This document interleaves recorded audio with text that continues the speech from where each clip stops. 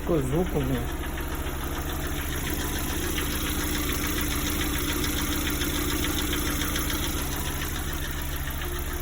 Это не гидрики.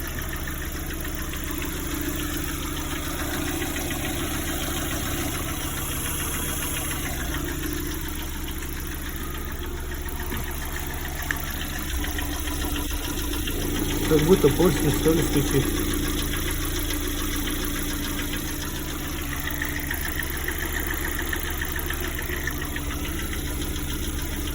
Да, только при нагреве начинается. Когда у меня холодный, ничего, нагревается машина, начинает такие звуки делать.